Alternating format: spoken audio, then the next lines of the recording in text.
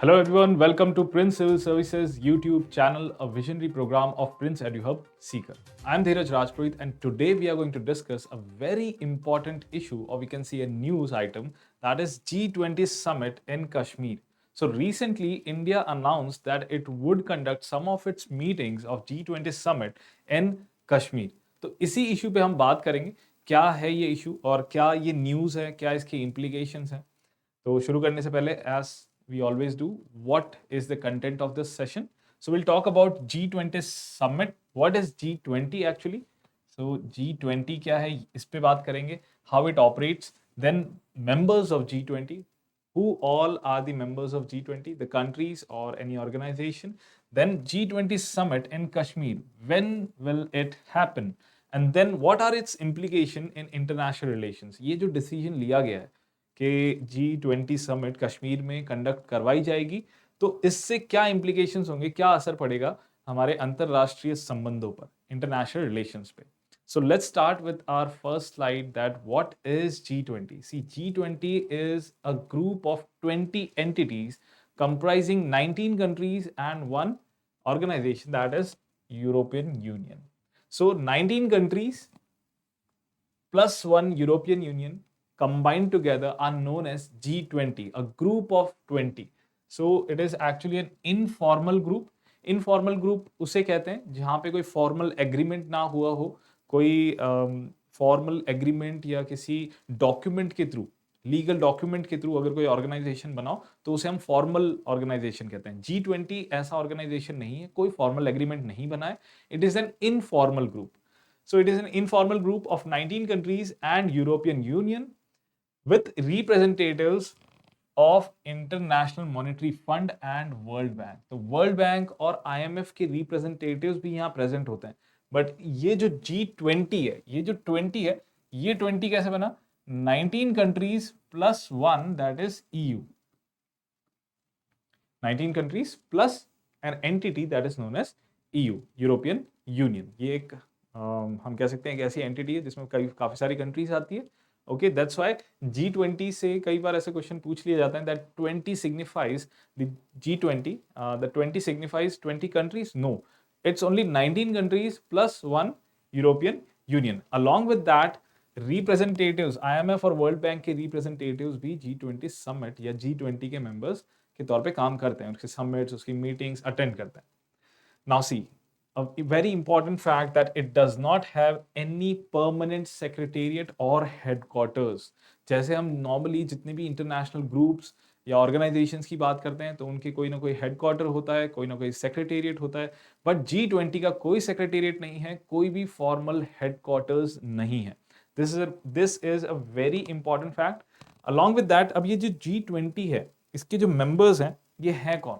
These are a mix of world's largest advanced and emerging economies. हम members देखेंगे तो आप उसमें नोट करोगे कि इसमें एक तो advanced economies भी हैं, बड़ी बड़ी economies like US, UK, and also emerging economies जैसे कि India and all, ये भी इसके members हैं. देखिए, ये important इसलिए है कि G20 is one of the most powerful group in the world because these 20 countries comprise 2/3 of the world's population, 80% of the global GDP, 80% of the global investment, and 75% of global trade, which is increasing day by day. तो ये और बढ़ रहा है, 75 से और बढ़ चुका होगा अब.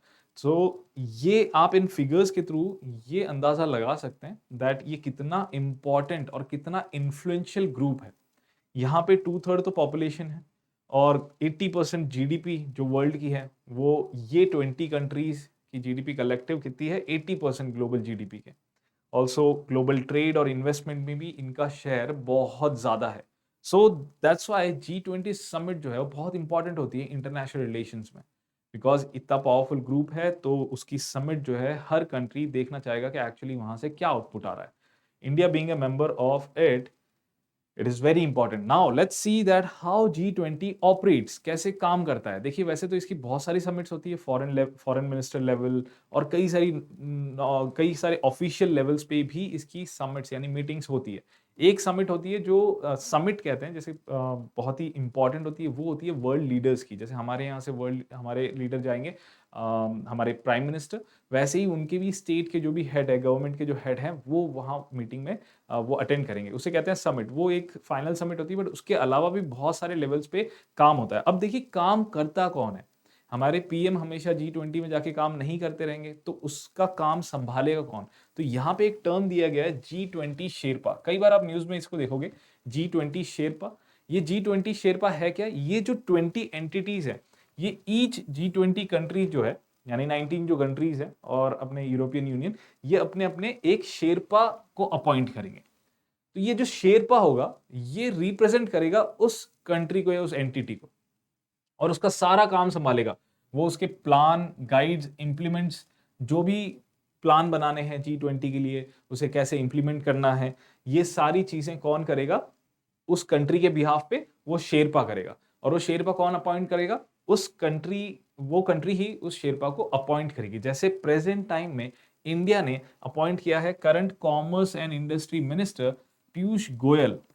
He is the current G20 Sherpa of India. Similarly दूसरे जो कंट्रीज हैं वो भी अपने एक शेरपा को अपॉइंट करेंगे, और हमने जैसे किया है पीयूष गोयल जी को, he is commerce and industry minister.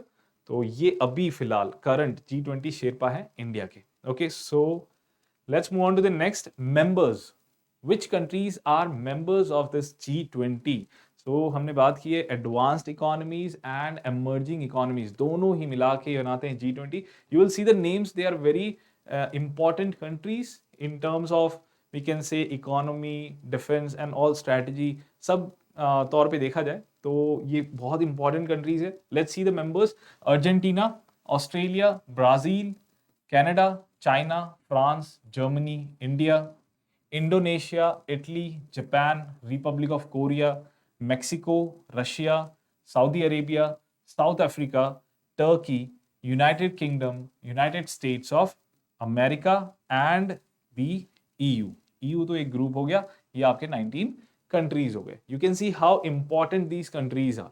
इसमें देखिए एक आपकी सऊदी अरेबिया हो गई, जो west Asian, very important country in west Asia. Russia फिलहाल जिसमें इशू चल रहा है, यू कैन नोट दैट यहाँ पे यूक्रेन नहीं है, यूक्रेन नहीं है, Russia is a member of G20। So it is very important कि अभी जो समिट होगी रिसेंटली, अभी समिट होने वाली है, तो जो समिट होगी नवंबर में, इंडोनेशिया प्रेजेंट प्रेसिडेंट है G20 का। सो अब जो समिट होगी वो होगी बाली में, इंडोनेशिया बाली में। सो बाली में होगी 2022 समिट। सो यहां पे क्वेश्चन आता है कि इंडिया कब होस्ट करेगा इसे, when? So G20 summit in Kashmir, see, so India को इसकी प्रेसिडेंटशिप मिलने वाली है December 1, 2022। सो कमिंग दिसंबर, ये जो दिसंबर आ रहा है 2022 का 1 तारीख को हमें प्रेसिडेंटशिप मिल जाएगी। कब तक रहेगी? ये रहेगी November 30, 2023। अगले साल November 2023 तक ये प्रेसिडेंटशिप हमारे पास रहेगी। तो जिसके पास प्रेसिडेंटशिप होती है वही उस समिट को होस्ट करता है। जैसे मैंने कहा अभी प्रेजेंट प्रेसिडेंट कौन है? इंडोनेशिया। तो इंडोनेशिया होस्ट कर रहा है बाली के अंदर 2022 समिट, नवंबर में आने वाले नवंबर 15-16 को G20 समिट है। वैसे ही हमारे पास प्रेसिडेंटशिप आने वाली है, तो हम 2023 में कश्मीर में, जम्मू एंड कश्मीर में हम प्लान कर रहे हैं कि यहाँ पे हम होस्ट करें हमारी G20 मीटिंग्स। वैसे देखिए G20 मीटिंग्स में मैंने कहा जैसे कई सारी मीटिंग्स होगी, तो ऐसा नहीं है कि एक ही वेन्यू में हम सब कुछ यहाँ पे सारी सबमिट यहाँ करवा देंगे। मे बी, लेट्स सी, ये अभी तक अनाउंस हुआ है कि हाँ यहाँ पे हम करने की सोच रहे हैं, अभी तक फाइनलाइज नहीं हुआ है कि वेन्यू कहाँ रखना है, और भी वेन्यूज पे डिस्कशन चल रहा है। But it is a very important discussion या फिर डिसीजन वी कैन से, क्योंकि जैसे ही इंडिया ने ये अनाउंस किया, इसके बाद इंटरनेशनल इंप्लीकेशंस क्या होते हैं इसके, let's see that. First of all देखिए हमारे आसपास की अगर बॉर्डर्स में देखा जाए तो जम्मू एंड कश्मीर जो एरिया है वो डिस्प्यूटेड एरिया है। किन के बीच में? इंडिया और पाकिस्तान के बीच में, इंडिया और चाइना के बीच में। तो इंडिया पाकिस्तान जो पीओके वाला एरिया है हमारा, वो सारा का सारा डिस्प्यूटेड है। यहाँ पे चाइना के साथ हमारा अक्साई चीन वाला एरिया डिस्प्यूटेड है।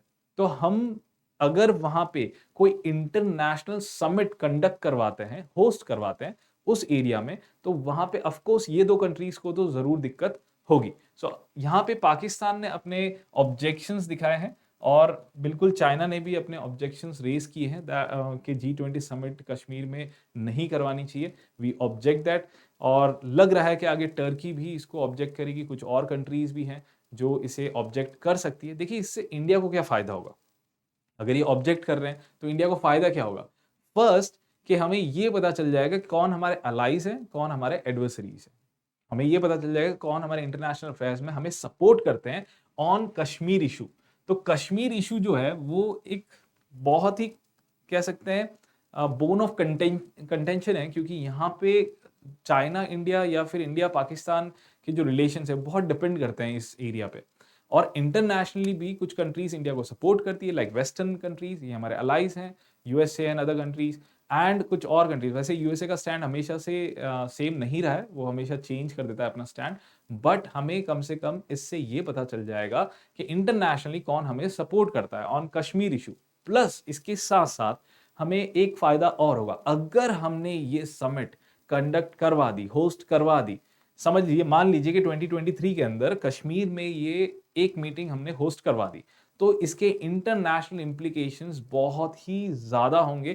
क्योंकि पहली बात तो हम अगर कश्मीर में ऐसी कोई समिट करवा देते हैं तो इंटरनेशनली अब ये डिस्प्यूटेड टेरिटरी नहीं रहेगी, या रहेगी भी तो इंडिया का इस पे जो स्ट्रॉन्ग होल्ड है या इंडिया का जो क्लेम है वो और ज्यादा स्ट्रॉन्ग हो जाएगा।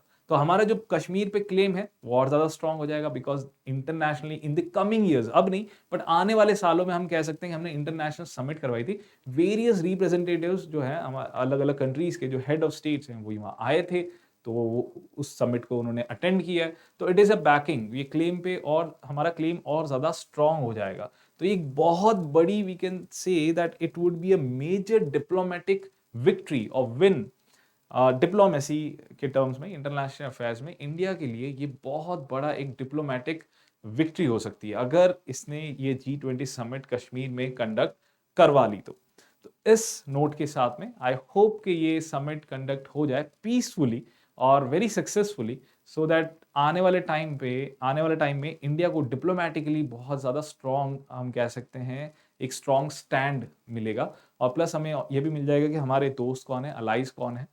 On this note, I'll end my session here. I hope you enjoyed the session. If you liked the video, please hit the like button. And अगर अब तक आपने इस चैनल को सब्सक्राइब नहीं किया है तो प्लीज सब्सक्राइब कर लीजिए for more updates and more videos like this. We'll meet again in the next video. Till then, take care and God bless you all.